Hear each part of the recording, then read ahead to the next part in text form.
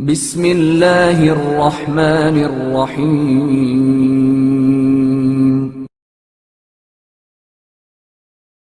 شمشیر زباں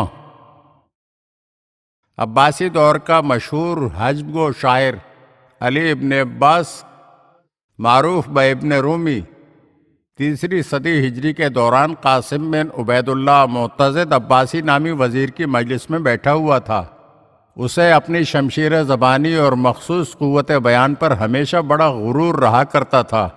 قاسم ابن عبید اللہ ابن رومی کی شمشیر زبانی سے بہت خوفزدہ اور پریشان تھا، لیکن اپنی پریشانی اور ناراضی کا اظہار نہ کرتا تھا، بلکہ اس کے برعکس وہ اس کے ساتھ نہایت خوش اخلاقی سے پیش آتا تھا، اور اس کی زبان کے تیر و نشتر سے زخم کھانے کے بعد بھی وزیر کے اخلاق اور خوش سلوکی میں معمولی سی بھی کمی نہ آتی تھی، بلکہ اس کے ساتھ اٹھنے بیٹھنے اور باہم گفت و شنید میں بھی قطعاً پرہیز نہ کرتا تھا۔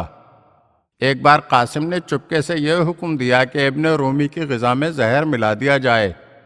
چنانچہ اس کے کھانے میں زہر ملا دیا گیا۔ کھانا کھانے کے فوراً بعد ابن رومی کو حقیقت کا اندازہ ہو گیا۔ چنانچہ وہ اپنی جگہ سے اٹھا اور آگے بڑھنے ہی والا تھا کہ قاسم نے پوچھا، کہاں جا رہے ہو؟ ابن رومی نے پلٹ کر جواب دیا، وہیں جہاں تو نے مجھے بھیجا ہے۔ یہ سن کر قاسم بولا، تو میرے والدین کو میرا سلام پہنچا دینا۔ ابن رومی نے قاسم کے جواب میں فوراً کہا، میں جہنم کے راستے نہیں جاؤں گا۔ یہ کہتے ہوئے ابن رومی اپنے گھر کی طرف چلا گیا۔ گھر پہنچ کر اس نے زہر کے اثرات کو زائل کرنے کے لیے علاج شروع کر دیا، لیکن اس علاج کا کوئی فائدہ نہ ہوا، اور آخر کار اپنی زبان شمشیر صفت کے ساتھ وہ اس دنیا سے چلا گیا۔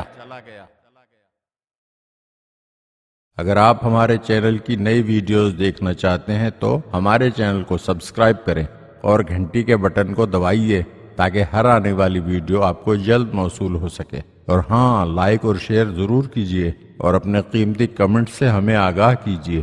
شکریہ۔